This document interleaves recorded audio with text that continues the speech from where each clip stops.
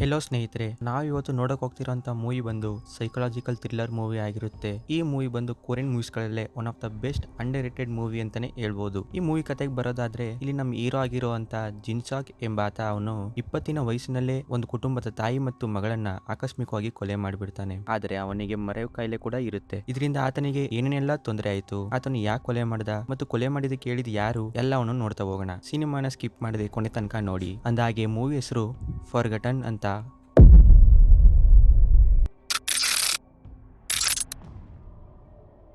ಈಗ ಮೂವಿಯ ಮೊದಲನೇ ಸೀನ್ ಶುರು ಆಗೋದು ನಮ್ಮ ಹೀರೋ ಜಿನ್ಸಾಕ್ ಇಂದ. ಇಲ್ಲಿ ನಮ್ಮ ಹೀರೋ ಅವರ ತಂದೆ ತಾಯಿ ಮತ್ತು ದೊಡ್ಡಣ್ಣ ಇನ್ನೊಂದು ಹೊಸ ಮನೆಗೆ ಶಿಫ್ಟ್ ಆಗ್ತಾ ಇರ್ತಾರೆ. ಅಲ್ಲಿ ಇವರ ತಂದೆ ತಿಳಿಸ್ತಾರೆ, ಈ ಒಂದು ರೂಮ್ಗೆ ಯಾರು ಹೋಗ್ಬೇಡಿ, ಯಾಕಂದ್ರೆ ಇಲ್ಲಿ ಹಳೆಯ ಓನರ್ ನ ಸಂಬಂಧಪಟ್ಟ ವಸ್ತುಗಳು ಇವೆ ಅಂತ.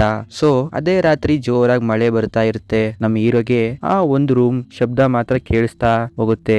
ಏನು ಅದು ಅಂತ ನೋಡ್ಬೇಕಾದ್ರೆ ತಕ್ಷಣ ನಿಂತೋಗುತ್ತೆ. ಆಗ ಅವನ ಹಿಂದೆ ಅವ್ರ ಅಣ್ಣ ಬಂದು, ಅಂದ್ರೆ ಯೂಸಾಕ್ ಆಗಿರುವಂತ ಅವ್ರ ಅಣ್ಣ ಹೇಳ್ತಾನೆ, ಯಾಕೆ ನೀನು ಅಪ್ಪ ಹೋಗ್ಬೇಡ ಅಂತ ಹೇಳಿದ ರೂಮ್ಗೆ ಮತ್ತೆ ಬಂದಿದ್ಯಾ ಅಂತ ಕೇಳಿದಾಗ ಜಿನ್ಸಾಕ್ ಹೇಳ್ತಾನೆ, ಇಲ್ಲ ಅಣ್ಣ, ನಿನಗೆ ಜೋರಾಗಿ ಈ ರೂಮ್ ನಲ್ಲಿ ಶಬ್ದ ಕೇಳಿಸ್ತಾ ಇತ್ತು, ಈಗ ಶಬ್ದ ಬರ್ತಾ ಇಲ್ಲ. ಆಗ ಅಣ್ಣ ಹೇಳ್ತಾನೆ, ಎಲ್ಲ ನಿನ್ ಭ್ರಮೆ ಅಷ್ಟೇ, ಬಾ ಹಾಗೆ ಹೊರಡೆ ಹೋಗಿ ಈ ಮಳೆಯಲ್ಲಿ ಫ್ರೆಶ್ ಗಾಳಿ ತಗೊಳ್ಳೋಣ ಅಂತ. ಸರಿ ಆಯ್ತು ಅಂತ ಇಬ್ರು ಮನೆಯಿಂದ ಆಚೆ ಬಂದು ಹಾಗೆ ಸುಮ್ಮನೆ ನಗ್ನಗ್ತಾ ಮಾತಾಡ್ತಾ ಇರ್ತಾರೆ. ಆಗ ಹೀರೋ ಅವ್ರ ಅಣ್ಣನ್ಗೆ ಅವ್ರ ತಂದೆ ಕಡೆಯಿಂದ ಕಾಲ್ ಬರುತ್ತೆ. ಅವ್ರ ತಂದೆ ಏನ್ ಹೇಳ್ತಾರೆ ಅಂದ್ರೆ, ಮಗನೇ, ಇಲ್ಲಿ ನನಗೆ ಮುಖ್ಯವಾದ ಪುಸ್ತಕಗಳು ಸಿಗ್ತಾ ಇಲ್ಲ ಅಂತ. ಸರಿ ಆಯ್ತು ಅಪ್ಪ, ನಾನು ಇವಾಗ್ಲೇ ಮನೆಗೆ ಬರ್ತೀನಿ ಅಂತ ಹೇಳಿದಾಗ ಜಿನ್ಸಾಕ್ ಕೂಡ ನಾನು ಕೂಡ ಬರ್ತೀನಿ ಅಣ್ಣ ಅಂತ ಹೇಳ್ತಾನೆ. ಸೊ ಯೂಸಾಕ್ ಅವಾಗ, ಇಲ್ಲ ಬೇಡ, ನೀನ್ ಇಲ್ಲೇ ಇರು, ಮತ್ತೆ ನಾನು ಬಸ್ ಬರ್ತೀನಿ, ಇಲ್ಲೇ ವೇಟ್ ಮಾಡ್ತಾ ಇರು ಅಂತ. ಇಲ್ಲಿ ಹೀರೋ ಬ್ರದರ್ ಯೂಸಾಕ್ ಹಾಗೆ ಒಬ್ನೇ ಮನೆ ಹತ್ರ ಹೋಗ್ಬೇಕಾದ್ರೆ ಯಾರೋ 3 ಜನ ಬಂದು ಇವನಿಗೆ ಚೆನ್ನಾಗಿ ಹೊಡೆದ್ಬಿಡ್ತಾರೆ. ಹಾಗೆ ನಮ್ ಜಿನ್ಸಾಕ್ ಪಕ್ಕದಲ್ಲೇ ಏನಿದು ಶಬ್ದ ಅಂತ ಕೆಳಗಡೆ ನೋಡಿದಾಗ ಅವ್ರ ಅಣ್ಣನ ಯೂಸಾಕ್ನ ಯಾರೋ 3 ಜನ ವ್ಯಕ್ತಿಗಳು ಚೆನ್ನಾಗಿ ಹೊಡೆದು ಕಿಡ್ನಾಪ್ ಮಾಡ್ಬಿಟ್ಟಿರ್ತಾರೆ. ನಮ್ ಜಿನ್ಸಾಕ್ ಅವರ ಹಿಡಿಯೋಕೆ ಅಂತ ಪ್ರಯತ್ನ ಮಾಡ್ತಾನೆ, ಆದ್ರೆ ಅವ್ರು ಸಿಗೋದಿಲ್ಲ. ಯಾಕಂದ್ರೆ ಅವರು ಫಾಸ್ಟ್ ಆಗಿ ಕಾರ್ನಲ್ಲಿ ಹೊರಟೋಗ್ತಾರೆ. ಆದ್ರೆ ಜಿನ್ಸಾಕ್ ಮಾತ್ರ ಕಾರಿನ ನಂಬರ್ ಪ್ಲೇಟ್ ನ ನೆನ್ಪಿಟ್ಕೊಳ್ತಾನೆ. ಅದೇ ಭಯದಲ್ಲಿ ಜಿನ್ಸಾಕ್ ಮನೆಗ್ ಬಂದು ಅವನ ತಂದೆ ತಾಯಿಗೆ ಹೇಳ್ತಾನೆ, ಯೂಸಾಕ್ ನ ಯಾರೋ 3 ಜನ ಹೊಡೆದು ಕಿಡ್ನಾಪ್ ಮಾಡ್ಬಿಟ್ರು ಅಂತ. ಸೊ ಜಿನ್ಸಾಕ್ ಗಾಬರಿಯಲ್ಲಿ ಮಳೆ ನಿಂದಿರೋದ್ರಿಂದ ಪ್ರಜ್ಞೆ ತಪ್ಪಿ ಕೆಳಗಡೆ ಬಿದ್ದೋಗ್ತಾನೆ. ಸೊ ಇವಾಗ ಜಿನ್ಸಾಕ್ ಕಣ್ ಬಿಟ್ಟು ನೋಡಿದಾಗ ಬೆಳಿಗ್ಗೆ ಆಗಿರುತ್ತೆ. ಇದಕ್ಕೂ ಮುಂಚೆ ಇವನಿಗೆ ಒಂದು ಕನ್ಸು ಕೂಡ ಬಿದ್ದಿರುತ್ತೆ. ಆ ಕನ್ಸು ಏನು ಅಂದ್ರೆ, ಯಾರೋ ವ್ಯಕ್ತಿ ಇವನನ್ನ ನೀರೊಳಗಡೆ ಮುಳುಗಿಸಿ ತುಂಬಾನೇ ಟಾರ್ಚರ್ ಕೊಡ್ತಿರೋ ತರ. ಇವನು ಯಾರು ಅಂತ ಯೋಚನೆ ಮಾಡ್ತಿರ್ಬೇಕಾದ್ರೆ ಇವನ ತಂದೆ ತಾಯಿ ಬಂದು ಕೇಳ್ತಾರೆ, ಜಿನ್ಸಾಕ್ ನೀನು ಓಕೆನಾ ಅಂತ. ಜಿನ್ಸಾಕ್ ಹಾಗೆ ಹೇಳ್ತಾನೆ, ಸರಿ ಯೂಸಾಕ್ನ ಹುಡ್ಕುದ್ರಾ ಅಂತ ಕೇಳ್ತಾನೆ. ಆಗ ತಂದೆ ತಾಯಿ ಹೇಳ್ತಾರೆ, ಇಲ್ಲ, ಪೊಲೀಸ್ ನಿನ್ನನ್ನ ಕೇಳೋದಕ್ಕೆ ಬರ್ತಿದ್ದಾರೆ, ಎದುರ್ಕೋಬೇಡ ಮಗನೇ ಅಂತ. ಸೊ ನಂತರ ಪೊಲೀಸ್ ಮನೆಗೆ ಬಂದು ಕೇಳ್ತಾರೆ, ಜಿನ್ಸಾಕ್ ನಿಮ್ಗೆ ಅವರಲ್ಲಿ ಯಾರದ್ದಾದ್ರೂ ಮುಖ ನೆನ್ಪಿದ್ಯಾ ಅಂತ. ಆಗ ಜಿನ್ಸಾಕ್ ಹೇಳ್ತಾನೆ, ಇಲ್ಲ, ಅದು ಜೋರಾಗಿ ಮಳೆ ಬಂದಿದ್ರಿಂದ ಎಲ್ಲ ತುಂಬಾ ಫಾಸ್ಟ್ ಆಗಿ ನಡೀತು, ಅದಕ್ಕೆ ಗೊತ್ತಾಗ್ಲಿಲ್ಲ ಅಂತ. ಆಗ ಮತ್ತೆ ಜಿನ್ಸಾಕ್ ಹೇಳ್ತಾನೆ, ಆದ್ರೆ ನಾನು ಖಂಡಿತವಾಗಿಯೂ ಆ ಕಾರಿನ ಲೈಸೆನ್ಸ್ ಪ್ಲೇಟ್ ನಾನು ನೋಡಿದೆ, ಅದು 8911 ಬ್ಲ್ಯಾಕ್ ವ್ಯಾನ್ ಅಂತ.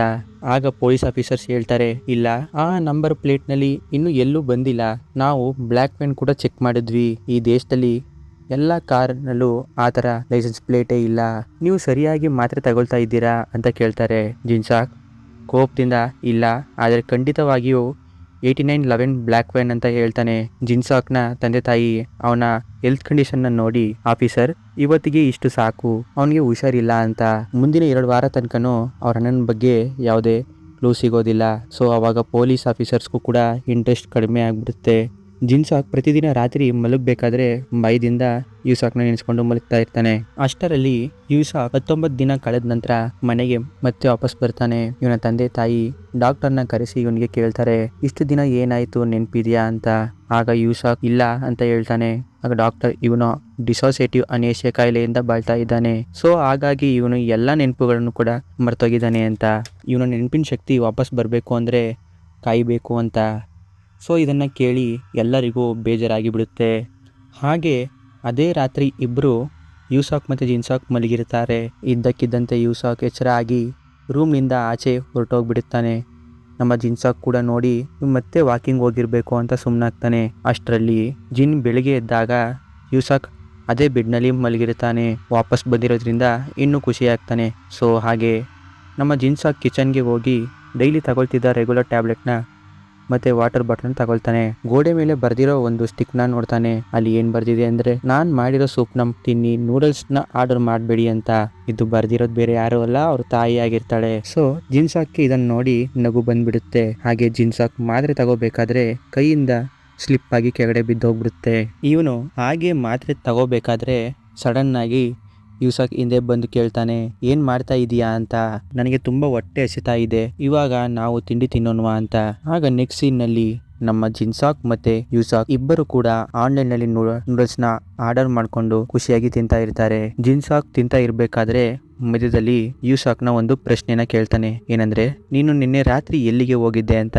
ಅವಾಗ ಯೂಸಾಕ್, ಇಲ್ವಲ್ಲ, ನಾನು ಎಲ್ಲಿಗೂ ಹೋಗಿಲ್ಲ ಅಂತ ಹೇಳ್ತಾನೆ.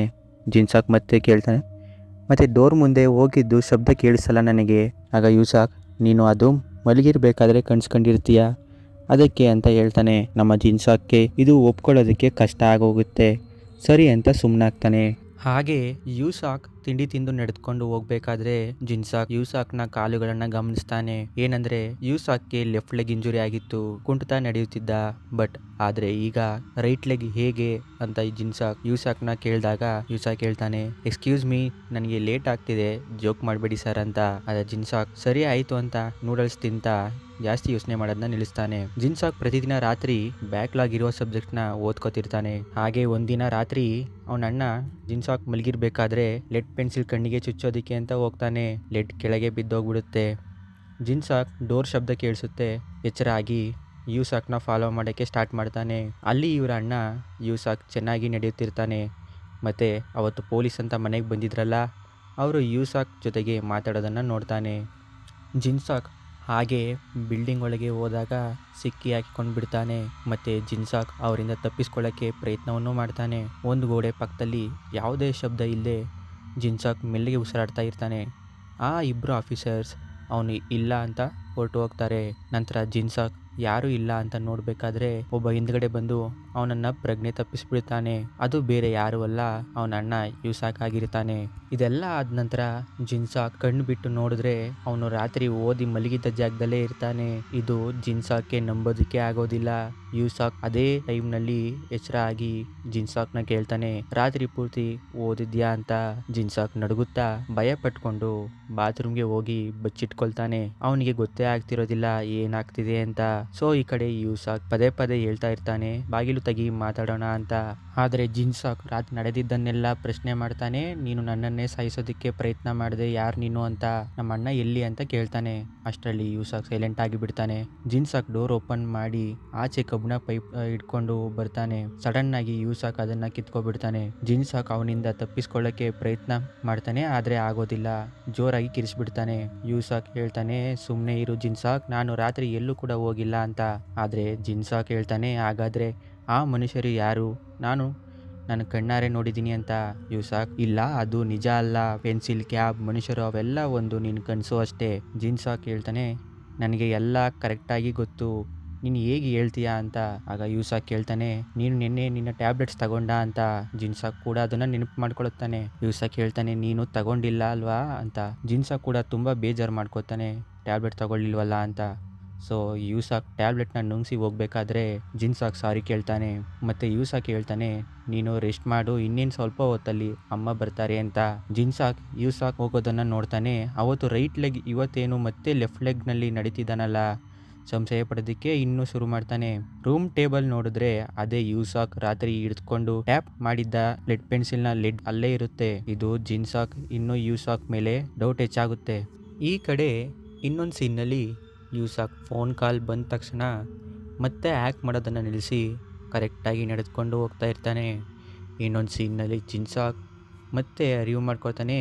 ಏನಂದರೆ, ಯೂಸಾಕ್ಗೆ ನಾನು ಹೇಳಿಲ್ವಲ್ಲ ಕ್ಯಾಬ್ ಅಂತ, ಅದು ಹೇಗೆ ಅವನು ನನಗೆ ಹೇಳ್ದ ಅಂತ.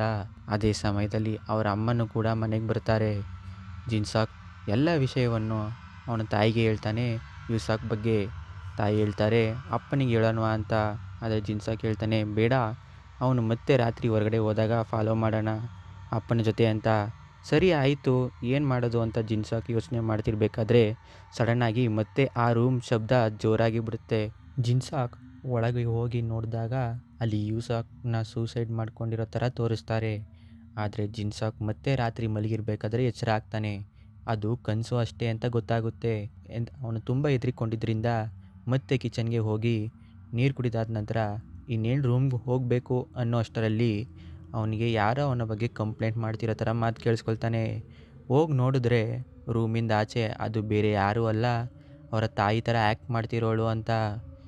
ಇಲ್ಲಿ ಅವಳು ಆ ಕಂಪ್ಲೇಂಟ್ ಮಾಡುತ್ತಿದ್ದು ಬೇರೆ ಏನೂ ಅಲ್ಲ, ಯೂಸಾಕ್ ಬಗ್ಗೆ ಹೇಳಿದ್ದನ್ನಲ್ಲ, ಅದಕ್ಕೆ ನಾನು ಸಿಗಾಕೊಂಡು ಬಿಡ್ತೀನಿ ಬೇಗ ಬನ್ನಿ ಅಂತ ಹೇಳ್ತಾ ಇರ್ತಾಳೆ. ಅದು ಯೂಸಾಕ್ಗೆ. ಅಷ್ಟರಲ್ಲಿ ಬೈ ಮಿಸ್ಸಾಗಿ ಡೋರ್ ಹಿಂದೆ ತಳ್ಳಿಬಿಡ್ತಾನೆ ಜಿನ್ಸಾಕ್. ಆಗ ಆ ಲೇಡಿ ಹೋಗಿ ಚೆಕ್ ಮಾಡ್ತಾಳೆ, ಯಾರೂ ಇರೋದಿಲ್ಲ. ಮತ್ತು ಯೂಸಾಕ್ನ ಕೇಳ್ತಾಳೆ ಫೋನ್ ಕಾಲ್ನಲ್ಲಿ, ಜಿನ್ಸಾಕ್ ನಿನ್ನ ಜೊತೆ ಇದ್ದಾನಾ ಅಂತ. ಆಗ ಫೋನ್ ಕಾಲ್ನಲ್ಲಿ ಯೂಸಾಕ್ ಇಲ್ಲ, ಅವನು ರೂಮ್ನಲ್ಲಿಯೇ ಮಲಗಿದ್ದಾನೆ ಅಂತ ಹೇಳ್ತಾನೆ. ಆವಾಗ ಇನ್ನೂ ಡೌಟ್ ಬಂದು ಅವಳು ನಾನು ಅವನ ರೂಮ್ಗೆ ಹೋಗಿ ಚೆಕ್ ಮಾಡ್ತೀನಿ ಅಂತ ಹೇಳ್ತಾಳೆ. ಇದನ್ನು ಕೇಳಿಸ್ಕೊಂಡ ಜಿನ್ಸಾಕ್ ತುಂಬ ಬೇಗನೆ ಮನೆಯಿಂದ ಆಚೆ ಇದ್ದವನು ರೂಮ್ಗೆ ಹತ್ತಿಕೊಳ್ತಾನೆ ಕಿಟಕಿ ಮುಖಾಂತರ. ಆ ಲೇಡಿ ರೂಮ್ಗೆ ಬಂದು ನೋಡಿದಾಗ ಅವನು ಅಲ್ಲೇ ಮಲಗಿರ್ತಾನೆ. ಆದರೆ ಅವನು ಬೆವರ್ತಿರೋದನ್ನ ನೋಡಿ ಆ ಲೇಡಿಗೆ ಗೊತ್ತಾಗುತ್ತೆ, ಇವನೇ ನನ್ನ ರೂಮ್ಗೆ ಬಂದು ಕದ್ದು ಕೇಳಿಸ್ಕೊಳ್ತಿದ್ದ ಅಂತ. ನಂತರ ನಮ್ಮ ಹೀರೋ ಬ್ಲ್ಯಾಂಕೆಟ್ ತೆಗೆದು ನೋಡ್ತಾನೆ, ಆ ಲೇಡಿ ಅಲ್ಲೇ ಇದ್ದಾಳೆ. ನಗುತ್ತಾ ಮತ್ತೆ ಅವಳ ರೂಮ್ಗೆ ಹೊರಟೋಗ್ತಾಳೆ. ಅದಾದ ನಂತರ ನಮ್ಮ ಜಿನ್ಸಾಕ್ ಗಾಬರಿಕೊಂಡು ಮನೆಯಿಂದ ಆಚೆ ಹೋಗೋದನ್ನ ಅವರ ತಂದೆ ಥರ ನಟಿಸ್ತಿದ್ದ ಅವನು ಕೂಡ ಅಲ್ಲಿಗೆ ಬಂದುಬಿಡ್ತಾನೆ. ಎಲ್ಲಿಗೆ ಅಂತ ಕೇಳಿದಾಗ ಜಿನ್ಸಾಕ್ನ ನಾನು ಫ್ರೆಂಡ್ ಮೀಟ್ ಮಾಡೋಕ್ಕೆ ಹೋಗ್ತಿದ್ದೆ ಅಂತ ಹೇಳ್ತಾನೆ. ತಂದೆ ಥರ ಆ್ಯಕ್ಟ್ ಮಾಡೋನು ಬೇಡ ಒಳಗೆ ಬಾ, ಮಾತಾಡೋದು ತುಂಬ ಇದೆ ಅಂತ ಹೇಳ್ತಾನೆ. ಆಗ ನಮ್ಮ ಹೀರೋ ಅಲ್ಲಿಂದ ತಪ್ಪಿಸ್ಕೊಳ್ತಾನೆ. ನಂತರ ಪೊಲೀಸ್ ಸ್ಟೇಷನ್ಗೆ ಹೋಗಿ ಕಂಪ್ಲೇಂಟ್ ಕೂಡ ಕೊಡ್ತಾನೆ, ನನ್ನ ಮನೆಯಲ್ಲಿ ಲಾಕ್ ಮಾಡಿ ನನ್ನ ಕುಟುಂಬದ ಥರ ಆ್ಯಕ್ಟ್ ಮಾಡ್ತಾ ಇದ್ದಾರೆ ಅಂತ. ಆಗ ಪೊಲೀಸ್ ಆಫೀಸರ್ಸು ಇನ್ನೊಬ್ಬ ಪೊಲೀಸ್ನ ಕೇಳ್ತಾನೆ, ಈ ಹುಡುಗನ ID ರಿಸಲ್ಟ್ ಸಿಕ್ತಾ ಅಂತ. ಹೌದು ಅಂತ ಹೇಳ್ತಾನೆ. ರಿಸಲ್ಟ್ ನೋಡಿದ್ರೆ ಇವನು ಏಪ್ರಿಲ್ 27, 1977. ನಿಮಗೆ ಯಾರು ಮಿಸ್ಸಿಂಗ್ ರಿಪೋರ್ಟ್ ಮಾಡಿಲ್ವಲ್ಲ ಅಂತ ಕೇಳ್ತಾನೆ. ಸೊ ಇವಾಗ ನಿಮಗೆ 40 ವರ್ಷ ಸರಿನಾ ಅಂತ ಕೇಳ್ತಾನೆ ಪೊಲೀಸ್ ಆಫೀಸರು. ಆಗ ನಮ್ಮ ಹೀರೋ ಜಿನ್ಸಾಕ್ ಇಲ್ಲ ನನಗೆ 20 ವರ್ಷ ಅಂತಾನೆ. ಪೊಲೀಸ್ ಆಫೀಸರ್ಸ್ ನಗುತ್ತಾ, ಮಿಸ್ಟರ್ ನೀವು ಹೇಗೆ 20 ವರ್ಷ ಆಗಿರೋದಕ್ಕೆ ಸಾಧ್ಯ ಅಂತ ನಗ್ತಾ ಇರ್ತಾರೆ. ಜಿನ್ಸಾಕ್ ಕೇಳ್ತಾನೆ, 1977 ನಾನು ಹುಟ್ಟಿದ ಇವಾಗ 20 ವರ್ಷ ಸರಿಯಾಗಿದೆಯಲ್ಲ ಅಂದಾಗ ಪೊಲೀಸ್ ಆಫೀಸರ್ ಹೇಳ್ತಾರೆ, ನೋಡಿ ಮಿಸ್ಟರ್ ಕ್ಯಾಲೆಂಡರ್ನ ನೋಡಿ, ಅದು 2017 5 ಮೇ. ಅಲ್ಲಿರೋ ಹುಡುಗರು ಕೂಡ ವಿಡಿಯೋ ಮಾಡ್ತಾ ಇರ್ತಾರೆ, ಏನು ಇವನು ಹುಚ್ಚುನ್ ಥರ ಆಡ್ತಾ ಇದ್ದಾನೆ ಅಂತ. ಸೊ ಜಿನ್ಸಾಕ್ ಹೋಗಿ ಟಿವಿ ನ್ಯೂಸ್ ನೋಡಿದಾಗ ಅಲ್ಲಿ ಸೌತ್ ಕೊರಿಯಾ ಪ್ರೆಸಿಡೆಂಟ್ ಮತ್ತು ಅಮೆರಿಕ ಪ್ರೆಸಿಡೆಂಟ್ ಟ್ರಂಪ್ ಮೀಟಿಂಗ್ ನಡೆಸ್ತಾ ಇರ್ತಾರೆ. ಮತ್ತೆ ಕನ್ನಡಿಯಲ್ಲಿ ನೋಡಿದಾಗ ಅವನು 40 ವರ್ಷ ಆಗಿರುತ್ತಾನೆ. ಸ್ಕಿನ್ ಎಲ್ಲ ಏಜ್ ಆಗಿಬಿಟ್ಟಿರುತ್ತೆ. ಜಿನ್ಸಾಕ್ ಬೇಜಾರಾಗಿ ಇವತ್ತು ಎಲ್ಲ ವಿಷಯ ನನಗೆ ಗೊತ್ತಾಗಬೇಕು ಅಂತ ಅವನು ಎಲ್ಲಿಂದ ಬಂದಿದ್ದ ಆ ಮನೆಗೆ ಮತ್ತೆ ಹೋಗ್ತಾನೆ. ಯಾವ ರೂಮ್ಗೆ ಹೋಗಬೇಡ ಅಂತ ಹೇಳಿದ್ರೋ ಅದೇ ರೂಮ್ ಒಳಗೆ ಹೋಗಿ ನೋಡಿದಾಗ ಅಲ್ಲಿ ಸಾಂಗ್ ಪ್ಲೇ ಆಗಿರುತ್ತೆ. ಮತ್ತೆ ಕೊಲೆ ಆಗಿದ್ದಾರೆ ಅಂತ ತೋರಿಸೋದಕ್ಕೆ ಎಲ್ಲವನ್ನು ರೆಡಿ ಮಾಡಿ ಇಟ್ಟಿರ್ತಾರೆ. ನಂತರ ಫ್ಯಾಮಿಲೀಸ್ ಥರ ಆ್ಯಕ್ಟ್ ಮಾಡ್ತಿರೋ ಎಲ್ಲರೂ ಬರ್ತಾರೆ. ಆವಾಗ ಯೂಸಾಕ್ ಹಿಂದೆ ನಡೆದಿದ್ದ ಎಲ್ಲ ಸ್ಟೋರೀಸ್ನ ಹೇಳ್ತಾ ಹೋಗ್ತಾನೆ. ಏನು ಸ್ಟೋರಿ ಅಪ್ಪ ಅಂದರೆ ಯೂಸಾಕ್ ಹೇಳ್ತಾನೆ, ನೆನಪು ಮಾಡ್ಕೋ, ಡಿಸೆಂಬರ್ 20, 1997 ಒಂದು ಕುಟುಂಬ ಇಲ್ಲೇ ಮರ್ಡರ್ ಆಗಿತ್ತು. ಆದರೆ ಆ ಕೇಸ್ ಜಾಸ್ತಿ ದಿನ ಇರಲಿಲ್ಲ. ಹಾಗಾಗಿ ಆ ಕುಟುಂಬದಲ್ಲಿ ನೋವಾಗಿರೋರು ಕಿಲ್ಲರ್ನ ಹುಡ್ಕೋದಕ್ಕೆ ನನಗೆ ಕೆಲಸ ನೀಡಿದ್ರು. ಯೂಸಾಕ್ ಆಗ ನಾವು ನಿನ್ನನ್ನು ಹುಡುಕಿ ಕಿಡ್ನ್ಯಾಪ್ ಮಾಡಿದ್ವಿ, ಅಂದರೆ ಕಿಲ್ಲರ್ ಜಿನ್ಸಾಕ್, ನಾವು ನಿನಗೆ ಟಾರ್ಚರ್ ಮಾಡಿದ್ವಿ, ಯಾಕಂದರೆ ಆ ಕುಟುಂಬದವರನ್ನು ಯಾಕೆ ಕೊಂದೆ ಅನ್ನೋದಕ್ಕೆ. ಆದರೆ ನಿನ್ನ ಮೇಲೆ ಯಾವ ಕೊಲೆ ಕೇಸು ಕೂಡ ಇರಲಿಲ್ಲ. ಅವಾಗಲೇ ಬರ್ತಾನೆ ಇನ್ನೊಬ್ಬ ವ್ಯಕ್ತಿ, ಹಿಪ್ನೋಟಿಕ್ ಇನ್ವೆಸ್ಟಿಗೇಷನ್ ಎಕ್ಸ್ಪರ್ಟ್. ಅದು ತಂದೆ ಥರ ಆ್ಯಕ್ಟ್ ಮಾಡ್ತಿದ್ನಲ್ಲ ಅವನೇ. ಇವನು ಜಿನ್ಸಾಕ್ ಹಳೆ ನೆನಪನ್ನು ಮತ್ತೆ ತರೋದಕ್ಕೆ ಪ್ರಯತ್ನ ಮಾಡ್ತಾ ಇರ್ತಾನೆ. ಆದರೆ ಜಿನ್ಸಾಕ್ನ ನೆನಪುಗಳೆಲ್ಲ ಅಳಿಸಿ ಹೋಗಿರುತ್ತೆ. ಆಗ ಹೇಳ್ತಾನೆ, ಪಾರ್ಕ್ ಸಂಗ್ಡೆ ಅಂದರೆ ತಂದೆ ರೀತಿ ಆ್ಯಕ್ಟ್ ಮಾಡ್ತಿದ್ದವನು ಮರ್ಡರ್ ಆಗಿದ್ದಕ್ಕೂ ಮುಂಚೆ ಅವನು ಎಲ್ಲಿಂದ ಖುಷಿಯಾಗಿದ್ನೋ ಅಲ್ಲಿಗೆ ಹೋಗಬೇಕು ಅಂತ. ಅದಕ್ಕೆ ಬಾರ್ಬಿಟಲ್ ಟ್ಯಾಬ್ಲೆಟ್ ರೆಡಿ ಮಾಡ್ಕೊಳ್ತಾರೆ, ಯಾಕಂದರೆ ಜಿನ್ಸಾಕ್ನ ಹಳೆ ನೆನಪುಗಳು ವಾಪಸ್ ಬರೋದಕ್ಕೆ ಅಂತ. ಇವರ ಜೊತೆಗೆ ತಾಯಿ ರೀತಿ ಆ್ಯಕ್ಟ್ ಮಾಡ್ತಿದ್ದವಳು ಜಾಯ್ನ್ ಆಗಿರ್ತಾಳೆ. ಇವಳನ್ನ ಚಾಯ್ ಅಂದರೆ ಅಣ್ಣನ ರೀತಿಯಲ್ಲಿ ನಟಿಸಿದ್ದನಲ್ಲ ಯೂಸಾಕ್, ಅವನೇ ಇವಳನ್ನ ಹೈಯರ್ ಮಾಡ್ಕೊಂಡಿರ್ತಾನೆ ಅವಳ ಆ್ಯಕ್ಟಿಂಗ್ ಸ್ಕಿಲ್ಸ್ ಇಂದ. ಆಗ ಎಲ್ಲರೂ ಜಿನ್ಸಾಕ್ನ ಖುಷಿಯಾಗಿದ್ದ ಸಮಯಕ್ಕೆ ಕರೆದುಕೊಂಡು ಹೋಗ್ತಾರೆ. ಆಗ ಜಿನ್ಸಾಕ್ನ ಎಷ್ಟು ವರ್ಷ ನಿನಗೆ ಅಂತ ಕೇಳಿದಾಗ 20 ಅಂತ ಹೇಳ್ತಾನೆ. 1977 ಒಂದು ಕಾರಿನಲ್ಲಿ ನಾನು, ನನ್ನ ಅಣ್ಣ, ಅಪ್ಪ, ಅಮ್ಮ ಹೊಸ ಮನೆಗೆ ಹೋಗ್ತಾ ಇದ್ವಿ ಅಂತ. ಸೊ ಆಗ ಯೂಸಾಕ್ ಹೇಳ್ತಾನೆ, ಸೊ ಎಲ್ಲ ಹಿಪ್ನೋಟೈಸ್ ಟೆಕ್ನಿಕ್ ಪ್ಲ್ಯಾನ್ ಪ್ರಕಾರನೇ ನಡೆಯುತ್ತೆ. ಸೊ ಕತೆ ಶುರುವಾಗಿದ್ದು ಪ್ಲ್ಯಾನ್ ಪ್ರಕಾರ ಕಾರ್ನಲ್ಲೇ ಅಂತ. ಆ ಮನೆಗೆ ಬಂದಾಗ ಜಿನ್ಸಾಕ್ಗೆ 40 ವರ್ಷನೇ ಆಗಿರುತ್ತೆ. ಎಲ್ಲ ಪ್ಲ್ಯಾನ್ ಆಗಿರುತ್ತೆ. ಕಿಲ್ಲರ್ಗೆ ಮನೆಯೊಳಗಡೆ ಮರ್ಡರ್ ಸೀನ್ ರೀತಿ ಕ್ರಿಯೇಟ್ ಮಾಡಿ ನಂಬಿಸೋದಕ್ಕೆ ಇನ್ನೇನು ಮನೆಯೊಳಗಡೆ ಕರೆಸ್ಕೊಳ್ಬೇಕು ಮರ್ಡರ್ ಸೀನ್ ತೋರಿಸೋದಕ್ಕೆ. ಅಷ್ಟರಲ್ಲಿ ಚಾಯ್ನ ಪೊಲೀಸ್ ಅರೆಸ್ಟ್ ಮಾಡಿಬಿಡ್ತಾರೆ. ಯಾಕಂದರೆ ಅವನ ಹಿಂದೆ ಫ್ರಾಡ್ ಕೇಸ್ಗಳು ಇರ್ತವೆ ಮತ್ತು ಆ 19 ದಿನಗಳು ಪೂರ್ತಿ ಫೈನ್ ಕಟ್ಟಿ ಮತ್ತೆ ಮನೆಗೆ ಬರ್ತಾನೆ. ಆಗ ಡೈಲಿ ಎಲ್ಲ ಸಸ್ಪಿಷಿಯಸ್ ಆ್ಯಕ್ಟಿವಿಟೀಸ್ ಜಿನ್ಸಾಕ್ಗೆ ತಿಳಿಯುತ್ತೆ. ಯೂಸಕ್ ಆಗಿರುವಂಥ ಚಾಯ್ ಕಾರಲ್ಲಿ ಕೇಳ್ತಾನೆ, ಇವಾಗ ನಿನಗೆ ಎಲ್ಲ ಗೊತ್ತಾಯಿತು ಯಾಕೆ ಮಾಡಿದ್ದು ಏನು ಅಂತ ಅಂದಾಗ ಜಿನ್ಸಾಕ್ ಹೌದು, ಆದರೆ ನಾನು ಯಾರನ್ನು ಕೊಲೆ ಮಾಡಿಲ್ಲ ಅಂತ ಹೇಳ್ತಾನೆ. ಚಾಯ್ ಮಾತ್ರ ನೀನೇ ಮಾಡಿದ್ದು ಅಂತ ಬೈತಾ ಇದ್ದಾಗ ಕಾರಿನ ಡೋರ್ನ ಓಪನ್ ಮಾಡಿ ತಪ್ಪಿಸ್ಕೊಳ್ತಾನೆ ಜಿನ್ಸಾಕ್. ಅಷ್ಟರಲ್ಲಿ ಜಿನ್ಸಾಕ್ನ ಹಿಡಿಬೇಕಾದ್ರೆ ಚಾಯ್ಗೆ ಕಾರಿಂದ ಆಕ್ಸಿಡೆಂಟ್ ಆಗಿ ಹೆಡ್ ಇಂಜುರಿ ಆಗಿಬಿಡುತ್ತೆ. ಮತ್ತೆ ಜಿನ್ಸಾಕ್ ತಪ್ಪಿಸ್ಕೊಳ್ಬೇಕಾದ್ರೆ ಇವನಿಗೂ ಕೂಡ ಕಾರ್ ಆಕ್ಸಿಡೆಂಟ್ ಆಗಿಬಿಡುತ್ತೆ. ಕಣ್ಣು ಬಿಟ್ಟು ನೋಡಿದಾಗ ಜಿನ್ಸಾಕ್ನ ಹಾಸ್ಪಿಟಲ್ನಲ್ಲಿ ತಂದು ಅಡ್ಮಿಟ್ ಮಾಡಿರ್ತಾನೆ. ಅದು ಆಕ್ಸಿಡೆಂಟ್ ಮಾಡಿದ್ನಲ್ಲ ಆ ವ್ಯಕ್ತಿ. ಮತ್ತು ಜಿನ್ಸಾಕ್ ಮೇ 1997 20 ವರ್ಷ ಇದ್ದಾಗ ಖುಷಿಯಾಗಿದ್ದ ದಿನ ನೆನೆಸ್ಕೊಳ್ತಾನೆ. ಅಲ್ಲಿ ಜಿನ್ಸಾಕ್ ಸಾಂಗ್ ಕೇಳ್ತಾ ಬೀಚ್ ಪಕ್ಕದಲ್ಲಿ ನಿಂತಿರ್ತಾನೆ. ಮತ್ತು ಅವನ ನಿಜವಾದ ಅಪ್ಪ ಅಮ್ಮ ಅಣ್ಣ ಕಾರ್ ಫಿಕ್ಸ್ ಆಗಿದೆ ಬಾ ಅಂತ ಕರಿತಾ ಇರ್ತಾರೆ. ಜಿನ್ಸಾಕ್ ಕಾರ್ ಹತ್ರ ಹೋಗ್ತಾನೆ. ಇಲ್ಲಿ ಇವನ ಕುಟುಂಬದವರು ಖುಷಿಯಾಗಿದ್ದ ಮೊಮೆಂಟ್ನ ತೋರಿಸ್ತಾ ಹೋಗ್ತಾರೆ. ಬಟ್ ಆದರೆ ಇದ್ದಕ್ಕಿದ್ದಂತೆ ಸಡನ್ನಾಗಿ ಆಕ್ಸಿಡೆಂಟ್ ಆಗಿಬಿಡುತ್ತೆ. ಬಟ್ ಅಲ್ಲಿ ಇವನ ಅಪ್ಪ ಅಮ್ಮ ಬದುಕಿರೋದಿಲ್ಲ. ಇವನ ಅಣ್ಣನಿಗೆ ಇಂಜುರಿ ಆಗಿ ಸರ್ಜರಿ ಮಾಡಬೇಕಾಗಿರುತ್ತೆ. ಜಿನ್ಸಾಕ್ಗೆ ಗೌರ್ಮೆಂಟ್ ಲೋನ್ ಸಿಗೋದು ಕೂಡ ಕಷ್ಟ ಆಗಿರುತ್ತೆ. ಯಾಕಂದರೆ ಆ ವರ್ಷ ಆ ದೇಶದ ಎಕನಾಮಿಕ್ ಸ್ಟೇಜ್ ಮುಳುಗೋದ್ರಲ್ಲಿ ಇರುತ್ತೆ. ಅಂದರೆ GDP ಅಥವಾ ಹಣಕಾಸಿನ ವ್ಯವಸ್ಥೆ ತುಂಬ ದುರ್ಬಲವಾಗಿರುತ್ತೆ ಮತ್ತು ಯಾರು ಕೂಡ ಅವನಿಗೆ ಕೆಲಸ ಇಲ್ಲದೇನೆ ಸಾಲ ನೀಡೋದಿಲ್ಲ. ಆದರೆ ಜಿನ್ಸಾಕ್ ಯಾವ ಸ್ಟೇಜ್ನಲ್ಲಿ ಇರ್ತಾನೆ ಅಂದರೆ ತನ್ನ ಅಣ್ಣನಿಗೋಸ್ಕರ ಏನು ಮಾಡೋದಕ್ಕೂ ರೆಡಿಯಾಗಿರ್ತಾನೆ. ಜಿನ್ಸಾಕ್ ಡಾಕ್ಟರ್ ಹೆಲ್ಪ್ ಕೂಡ ಕೇಳ್ತಾನೆ. ಆದರೆ ಡಾಕ್ಟರ್ ಹೇಳ್ತಾರೆ, ಸಾರಿ, ನನ್ನಿಂದ ನಿಮ್ಮ ಅಣ್ಣನಿಗೆ ಸರ್ಜರಿ ಬೇಗ ಮಾಡಬೇಕು, ಹೇಗಾದರೂ ಹಣ ತಗೊಂಡು ಬನ್ನಿ ಅಂತ. ಆಗ ಜಿನ್ಸಾಕ್ ಅವನ ಆರ್ಗನ್ ಮಾರೋದಕ್ಕೂ ಸಿದ್ಧ. ಆದರೆ ಅಲ್ಲಿ ಹೇಳ್ತಾರೆ ಆ ವ್ಯಕ್ತಿ, ಇದನ್ನು ತುಂಬ ಜನ ಮಾಡಿ ಸ್ವಲ್ಪ ದಿನದ ನಂತರ ಸತ್ತಿದ್ದಾರೆ, ಬೇಡ, ದುಡ್ಡಿಗೋಸ್ಕರ ಮಾಡಬೇಡ ಅಂತ ಹೇಳ್ತಾರೆ. ಆದರೆ ಆ ರಾತ್ರಿ ಅವನ ಸಿಸ್ಟಮ್ಗೆ ಒಂದು ಮೆಸೇಜ್ ಬರುತ್ತೆ. ಆಗ ಜಿನ್ಸಾಕ್ ನಾನು ದುಡ್ಡಿಗೋಸ್ಕರ ಏನು ಮಾಡೋದಕ್ಕೂ ರೆಡಿ ಅಂತ ರಿಪ್ಲೈ ಮಾಡ್ತಾನೆ. ಆಗ ಅಲ್ಲಿ ಮೆಸೇಜ್ ಬರುತ್ತೆ, ಏನಂದರೆ ನೀನು ನಾಳೆ ಮಧ್ಯಾಹ್ನ ನಂತರ ಒಬ್ಬರನ್ನ ಕೊಲೆ ಮಾಡಬೇಕು ಅಂತ. ಇದನ್ನು ನೋಡಿ ಜಿನ್ಸಾಕ್ ಶಾಕ್ ಆಗಿಬಿಡ್ತಾನೆ. ಮತ್ತು ಸಡನ್ನಾಗಿ ಟೆಲಿಫೋನ್ ರಿಂಗ್ ಆಗುತ್ತೆ. ಆನ್ಸರ್ ಮಾಡಿದಾಗ ಯಾರೋ ಗೊತ್ತಿಲ್ಲದ ವ್ಯಕ್ತಿ ಹೇಳ್ತಾನೆ, ಅಡ್ರೆಸ್ ಬರ್ಕೋ, ಅಲ್ಲಿ 425 ಮನೆ ನಂಬರ್, 3 ಜನ ಇರ್ತಾರೆ, ಅಲ್ಲಿ ಒಬ್ಳು ವುಮೆನ್ ಮಾತ್ರ ನೀನು ಕೊಲೆ ಮಾಡಬೇಕು ಅಂತ, ಇನ್ನಿಬ್ಬರು ಮಕ್ಕಳನ್ನು ಬಿಟ್ಬಿಡು ಅಂತ ಹೇಳ್ತಾನೆ. ಜಿನ್ಸಾಕ್ ಅವನ ಅಣ್ಣನ ಉಳಿಸೋದಕ್ಕೆ ಒಪ್ಕೋತಾನೆ. 425 ಮನೆಯೊಳಗೆ ಜಿನ್ಸಾಕ್ ಬಂದಾಗ ಅಲ್ಲಿ ಒಂದು ರೂಮ್ನಲ್ಲಿ ತಾಯಿ ಮತ್ತು ಮಗನನ್ನು ನೋಡ್ತಾನೆ. ಆದರೆ ಜಿನ್ಸಾಕ್ ಮನಸ್ಸಾಕ್ಷಿ ಒಪ್ಪೋದಿಲ್ಲ. ಇಷ್ಟು ಚೆನ್ನಾಗಿರೋರನ್ನ ನಾನು ಯಾಕೆ ಕೊಲೆ ಮಾಡಬೇಕು ಅಂತ ಹೊರಗಡೆ ಹೋಗ್ತಾ ಇರ್ತಾನೆ. ಅಷ್ಟರಲ್ಲಿ ಮಲಗಿದ್ದ ವುಮೆನ್ ಎದ್ದು ಬಂದು ಬೈ ಮಿಸ್ಟೇಕ್ ಆಗಿ ಅವನನ್ನು ತನ್ನ ಹಸ್ಬೆಂಡ್ ಅನ್ಕೋ ಬಿಡ್ತಾಳೆ. ಅವನ ಹತ್ರ ಇದ್ದಿದ್ದ ಚಾಕುನ ನೋಡಿ ಜೋರಾಗಿ ಕಿರಿಸ್ಬಿಡ್ತಾಳೆ. ಇದನ್ನ ಕೇಳಿಸ್ಕೊಂಡ ಅವಳ ಮಗಳು ಕೂಡ ಎಚ್ಚರ ಆಗಿ ಬಂದು ನೋಡ್ತಾಳೆ. ಆಗ ಅವಳ ಮಗಳು ಇನ್ನೂ ಜೋರಾಗಿ ಕಿರಿಸ್ತಾಳೆ. ಇದನ್ನ ನೋಡಿದ ಜಿನ್ಸಾಕ್ ಅವಳನ್ನ ಕಿರಿಸ್ಬೇಡ ಅಂತ ಹೇಳ್ತಾನೆ. ಆದರೆ ಅವಳ ಮಗಳು ಮಾತ್ರ ಕಿರಿಸುತ್ತಾ ರೂಮ್ಗೆ ಹೋಗ್ಬೇಕಾದ್ರೆ ಜಿನ್ಸಾಕ್ ಡೋರ್ ಅನ್ನ ಪುಷ್ ಮಾಡಿರ್ತಾನೆ. ಬೈ ಮಿಸ್ಟೇಕ್ ಆಗಿ ಆ ಮಗಳಿಗೆ ಚುಚ್ಚಿಬಿಡುತ್ತೆ. ಇದನ್ನ ನೋಡಿದ ಅವಳ ತಾಯಿ ಕೂಡ ಕಿರಿಸ್ತಾಳೆ. ಆಗ ಕಿಲ್ಲರ್ ಜಿನ್ಸಾಕ್ ಕೋಪಗೊಂಡು ಆ ವುಮೆನ್ ಅನ್ನು ಕೊಲೆ ಮಾಡಿಬಿಡ್ತಾನೆ. ನಂತರ ಕೆಳಗೆ ಬರ್ಬೇಕಾದ್ರೆ ಅಲ್ಲಿಂದ ಚಿಕ್ಕ ಹುಡುಗ ಕೇಳ್ತಾನೆ, ನಮ್ಮ ಅಮ್ಮ ಎಲ್ಲಿ ಅಂತ. ಆಗ ಕಿಲ್ಲರ್ ಜಿನ್ಸಾಕ್ ಹೇಳ್ತಾನೆ, ಆ ಮಗುವಿಗೆ 100 ಸಂಖ್ಯೆ ತನಕ 10 ಸಾರಿ ಹೇಳು ಮಲಗಿಕೊಂಡು ಅಂತ. ಆಗ ಅದೇ ಸಮಯದಲ್ಲಿ ಆ ಕುಟುಂಬದ ಫೋಟೋವನ್ನು ಹೋಗಿ ನೋಡ್ತಾನೆ. ಅಲ್ಲಿ ಇದ್ದದ್ದು ಬೇರೆ ಯಾರು ಅಲ್ಲ, ಇವನ ಅಣ್ಣನಿಗೆ ಸರ್ಜರಿ ಮಾಡಬೇಕು ಅಂತ ಹೇಳಿದ್ನಲ್ಲ ಅದೇ ಡಾಕ್ಟರ್. ಈ ಕಡೆ ಆ ಡಾಕ್ಟರ್ ಕಿಲ್ಲರ್ ಕೆಲಸ ಮುಗಿಸಿದ್ನ ಅಂತ ವೆಯ್ಟ್ ಮಾಡ್ತಾ ಇರ್ತಾನೆ. ಬಟ್ ಅವನಿಗೆ ಅವನ ಮಗನಿಂದ ಒಂದು ಫೋನ್ ಕಾಲ್ ಬರುತ್ತೆ. ಅವನು ಆನ್ಸರ್ ಮಾಡಿದಾಗ ಮಗ ಅಳುತ್ತಾ ಹೇಳ್ತಾನೆ, ಅಪ್ಪ, ನಾನು ಅವನು ಹೇಳ್ದಾಗ ಮಾಡಿದೆ, 1ರಿಂದ 100 ತನಕನೂ 10 ಸಾರಿ ಹೇಳಿದೀನಿ. ಆದರೆ ರೂಮ್ ಹೊರಗಡೆ ಬಂದು ನೋಡಿದ್ರೆ ಅಮ್ಮ ಮತ್ತು ಅಕ್ಕನ ಸತ್ತೋಗಿದ್ದಾರೆ ಅಂತ ಹೇಳ್ತಾನೆ. ತಕ್ಷಣ ಅಲ್ಲಿ ಜಿನ್ಸಾಕ್ ಬಂದು ಡಾಕ್ಟರ್ನ ಕೇಳ್ತಾನೆ, ಯಾಕೆ ನೀವು ಸ್ವಂತ ಕುಟುಂಬಕ್ಕೆ ಹೀಗೆ ಮಾಡಿದ್ರಿ ಅಂತ. ಆಗ ಡಾಕ್ಟರ್ ಅಳುತ್ತಾ, ಅವಳ ತ್ಯಾಗದಿಂದ ನಾನು ನಮ್ಮ ಮಕ್ಕಳು ಬೀದಿಗೆ ಬರಬಾರ್ದು ಅನ್ಕೊಂಡೆ, ನನಗೆ ಅವಳ ಇನ್ಶೂರೆನ್ಸ್ ಬೇಕಿತ್ತು. ಜಿನ್ಸಾಕ್ ಕೇಳ್ತಾನೆ, ಅದು ಹೇಗೆ ಸಾಧ್ಯ ನಿಮ್ಮ ಕುಟುಂಬದವರನ್ನ ಹಾಗೆ ಮಾಡಲು ಅಂದಾಗ ಡಾಕ್ಟರ್ ಹೇಳ್ತಾನೆ, ನೀನು ಹೇಗೆ ನಿಮ್ಮ ಅಣ್ಣನನ್ನ ಉಳಿಸ್ಕೊಳ್ಳಕ್ಕೆ ಮಾಡಿದೆ, ಹಾಗೇನೆ ನಾನು ನನ್ನ ಮಕ್ಕಳಿಗೋಸ್ಕರ ಮಾಡಿದೆ. ಆದ್ರೆ ನೀನು ಎಲ್ಲವನ್ನೂ ಹಾಳು ಮಾಡಿಟ್ಟಿಯಲ್ಲ, ನನ್ನ ಮಗಳು ಸತ್ತೋದ್ಲು, ಈಗ ನಿಮ್ಮ ಅಣ್ಣನ ಕೂಡ ಸಾಯ್ತಾನೆ ಅಂತ ಅವನ ಜೊತೆ ಜಗಳ ಆಡ್ತಾ ಬಿಲ್ಡಿಂಗ್ ಕೆಳಗಡೆ ಸ್ಲಿಪ್ ಆಗಿ ಬಿದ್ದು ಸತ್ತೋಗ್ತಾನೆ ಡಾಕ್ಟರ್. ನಂತರ ಜಿನ್ಸಾಕ್ ಒಬ್ಬನೇ ಹೆದರಿಕೊಂಡು ಇಡೀ ದಿನ ಅವನ ಮನೆಯಲ್ಲಿಯೇ ಇರ್ತಾನೆ. ಸೊ ಇದೆಲ್ಲ ಆದ ನಂತರ ಎಲ್ಲಿ ಜಿನ್ಸಾಕ್ ಆಕ್ಸಿಡೆಂಟ್ ಆಗಿ ಹಾಸ್ಪಿಟಲ್ಗೆ ಸೇರಿದ್ನೋ ಅಲ್ಲಿಂದ ಶುರು ಆಗುತ್ತೆ ಕತೆ.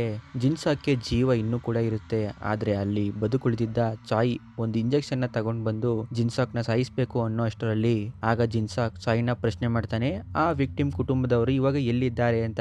ಚಾಯ್ ಯಾಕೆ ಅಂತ ಕೇಳಿದಾಗ ಜಿನ್ಸಾಕ್, ನಾನು ಸಾಯೋದಕ್ಕೆ ಅರ್ಹನಿದ್ದೀನಿ, ಅವರಿಗೆ ಹೇಳ್ಬಿಡು ಅಂತ ಚಾಯ್ ಕೇಳ್ತಾನೆ. ನಿನಗೆ ಮತ್ತೆ ಹಳೆ ನೆನಪು ಬಂತಾ ಅಂತ. ಹಾಗಾದ್ರೆ ಹೇಳು, ನೀನು ಅವರಿಬ್ಬರನ್ನ ಯಾಕೆ ಕೊಲೆ ಮಾಡಿದೆ ಅಂತ. ನೀನಾಗೆ ಕೊಲೆ ಮಾಡಿದ್ಯಾ ಅಥವಾ ಬೈ ಚಾನ್ಸ್ ಆಯ್ತಾ, ಅಥವಾ ಆ ವುಮೆನ್ ಹಸ್ಬೆಂಡ್ ಹೇಳಿದ್ದ. ಚಾಯ್ ಹೇಳ್ತಾನೆ, ನನಗೆ ರೀಸೆಂಟ್ ಆಗಿ ಒಂದು ವಿಷಯ ಗೊತ್ತಾಯ್ತು. ಅವನು ತುಂಬಾ ದೊಡ್ಡ ಅಮೌಂಟ್ ನಲ್ಲಿ ಇನ್ಶೂರೆನ್ಸ್ ತಗೊಂಡ ಹುಡುಗಿ ಹೆಸರಲ್ಲಿ. ಹೇಳು, ಅವನೇನಾ ನಿನಗೆ ಆರ್ಡರ್ ಕೊಟ್ಟಿದ್ದು ಇನ್ಶೂರೆನ್ಸ್ ಗೋಸ್ಕರ ಕೊಲೆ ಮಾಡೋಕೆ? ಈಗ ಆ ವಿಕ್ಟಿಮ್ಸ್ ಫ್ಯಾಮಿಲಿ ತಿಳ್ಕೋಬೇಕು ಅಂತಿದ್ದಾರೆ. ಆ ಮಗುನ ಯಾಕೆ ನೀನು ಕೊಲೆ ಮಾಡ್ಲಿಲ್ಲ ಆ ರಾತ್ರಿ? ಚಿಕ್ಕ ಹುಡುಗ ಅವನಿಗೆ ನಿಜ ಹೇಳು, ಮತ್ತೆ ಕಾಲಿಗೆ ಬಿದ್ದು ಕ್ಷಮೆ ಕೇಳು. ನೀನು ಹೇಳಿದೆ ನೀನು ಅಮ್ಮನ ಕರೆದುಕೊಂಡು ಬರ್ತೀನಿ, ನಾನೇನಾದ್ರೂ 100 ಸಂಖ್ಯೆ ತನಕ 10 ಸಾರಿ ಹೇಳಿದ್ರೆ ನಿನಗೆ ಗೊತ್ತಾ ನಾನು ಹೇಗೆ ಬದುಕಿದೆ ಅಂತ. ಆನಂತರ ನನ್ನ ಸಂಬಂಧಿಕರೆಲ್ಲ ಎಲ್ಲ ಹಣ ದೋಚಿಕೊಂಡು ಹೋದ್ರು, ಮತ್ತೆ ನನ್ನ ಅನಾಥಾಶ್ರಮಕ್ಕೆ ಕಳಿಸ್ಬಿಟ್ರು. ನಾನು ಪ್ರತಿದಿನ ತುಂಬಾ ಕಣ್ಣೀರಿಟ್ಟಿದ್ದೀನಿ. ನಾನು ದೊಡ್ಡವನಾದಾಗ ಆ ಕೊಲೆಗಾರನ ಹುಡುಕ್ಬೇಕು ಮತ್ತೆ ರಿವೆಂಜ್ ತಗೋಬೇಕು. ನೀನು ಆ ಹುಡುಗನನ್ನ ಸಾಯಿಸ್ಬೋದಿತ್ತಲ್ಲ ಅಂತ ಬೈತಾ ಇರ್ತಾನೆ. ಆಗ ಜಿನ್ಸಾಕ್ ತುಂಬಾ ದುಃಖದಿಂದ ಪಶ್ಚಾತ್ತಾಪದಿಂದ ಐ ಆಮ್ ಸಾರಿ, ಕ್ಷಮೆ ಕೇಳ್ತೀನಿ ಅಂತ ಕಣ್ಣೀರಿಡ್ತಾನೆ. ಚಾಯ್ ಹೇಳ್ತಾನೆ, ಹಸ್ಬೆಂಡ್ ಆರ್ಡರ್ ಮಾಡೋದ್ನ ಇದನ್ನ ಹೇಳು ನನಗೆ, ನನ್ನ ಅಪ್ಪ ಹೀಗೆ ಮಾಡಿದ್ರ? ಜಿನ್ಸಾಕ್ ಅಳುತ್ತಾ, ಇಲ್ಲ, ಅದು ಬರೀ ನಾನೇ ಮಾಡಿದ್ದು ಅಂತಾನೆ. ಆದರೆ ಚಾಯ್ಗೆ ಇವನು ಸುಳ್ಳು ಹೇಳ್ತಿದ್ದಾನೆ ಅಂತ ಗೊತ್ತಾಗ್ಬಿಡುತ್ತೆ. ಇವೆಲ್ಲ ನಡೆದಿದ್ದು ಇನ್ಶೂರೆನ್ಸ್ಗೋಸ್ಕರ ಅಲ್ವಾ, ಇವೆಲ್ಲ ಕೋಇನ್ಸಿಡೆಂಟ್ಸ್ ಆಯ್ತು ಸರಿ ತಾನೆ ಅಂತ ಹೇಳ್ತಾ ನಗುತ್ತಾ ಅಳುತ್ತಾ, ನೀನು ಇದನ್ನೇ ನಂಬುವಾಗ ಮಾಡಿದೆ, ನಿನ್ನ ಜೀವನ ಚೆನ್ನಾಗಿರ್ಲಿ ಅಂತ ಹೇಳಿ ಹೊರಟು ಹೋಗ್ತಾನೆ. ಮತ್ತೆ ಈಗ ಮೂವಿಯ ಕೊನೆಯ ಸೀನು, ಜಿನ್ಸಾಕ್ ಅಳುತ್ತಾ ತನಗೆ ತಾನೇ ಇಂಜೆಕ್ಷನ್ ತಗೊಂಡು ಮತ್ತೆ ಈ ಕಡೆ ಚಾಯ್ ಕೂಡ ಸೂಸೈಡ್ ಮಾಡ್ಕೋತಾನೆ. ಇಷ್ಟೆಲ್ಲ ಆಗಿ ಮೂವಿ ಕೊನೆಯಲ್ಲಿ ಇವರಿಬ್ಬರು ಮುಂಚೆ ಭೇಟಿಯಾಗಿದ್ದ ಜಾಗ ತೋರಿಸ್ತಾರೆ. ಸೊ ಇದಾಗಿತ್ತು ಇವತ್ತಿನ ಸ್ಟೋರಿ. ಇಷ್ಟ ಆಗಿದ್ರೆ ಚಾನಲ್ನ ಸಬ್ಸ್ಕ್ರೈಬ್ ಮಾಡಿ, ಲೈಕ್ ಮಾಡಿ, ಶೇರ್ ಮಾಡಿ, ಮರಿಬೇಡಿ. ಮುಂದಿನ ವಿಡಿಯೋದಲ್ಲಿ ಸಿಗೋಣ.